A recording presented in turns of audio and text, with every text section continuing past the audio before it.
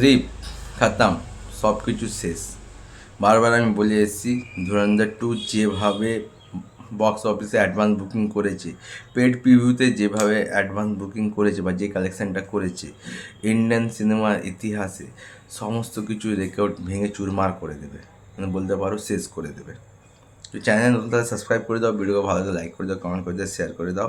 তো ডে ওয়ানে ধুরন্ধর টু কীরকম কী কালেকশন করেছে তার আগে বলতে চাই, ধুরন্ধর ডিসেম্বরের 5 তারিখে রিলিজ করেছিল এবং ডে ওয়ানে ধুরন্ধর পার্ট ওয়ান কত কালেকশন করেছিল বক্স অফিস থেকে? 28 কোটি টাকা মাত্র কালেকশন করেছিল।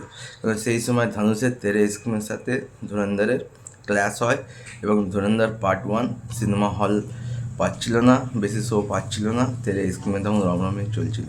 কিন্তু যত সময় এগিয়েছে ধুরন্ধর পার্ট ওয়ান তার ম্যাজিক দেখিয়েছে। তো ধুরন্ধর টু তার যা ক্রেজ তৈরি হয়েছে, কালকে তো বিএমএসে অল টাইম রেকর্ড করে দিয়েছে। পুষ্পা টু প্রতি ঘন্টায় 1,07,000 টিকিট সোল্ড আউট করেছিল। ধুরন্ধর টু সেটাকে ব্রেক করেছে, প্রতি ঘন্টায় 1,09,000 1,11,000 টিকিট সোল্ড আউট করেছে। এমনকি মুম্বাইয়ের মারাঠা মন্দির, যেখানে ডিডিএলজির এখনও একটা করে শো চলতো, সেই শোকেও শিফট করা হয়েছে শুধুমাত্র ধুরন্ধর টু ক্রেজের জন্য।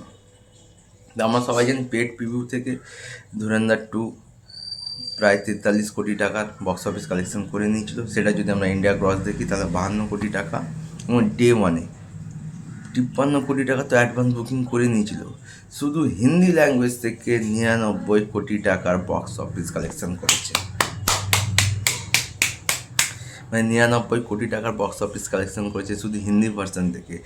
কানাডা, তেলুগু, তামিল, মালয়ালাম যদি সমস্ত ল্যাঙ্গুয়েজ মিলিয়ে দিই তাহলে ইন্ডিয়া নেট কালেকশন হচ্ছে ডে ওয়ানে 102 কোটি।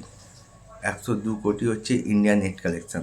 আর এর সাথে যদি আমরা 43 কোটি অ্যাড করি তাহলে 145 কোটি হচ্ছে ইন্ডিয়া নেট কালেকশন। আর যদি আমরা এর গ্রস দেখি তাহলে গ্রস হচ্ছে 173 কোটি। আর ওভারসিজ থেকে কালেকশন করেছে 64 কোটি। তাহলে 172 আর 64 যদি অ্যাড করি তাহলে ডে ওয়ানে এখনও অবধি বক্স অফিস কালেকশন করছে 236 কোটি 63 লাখ। 236 কোটি 63 লাখ, এটা হচ্ছে আর্লি এস্টিমেট।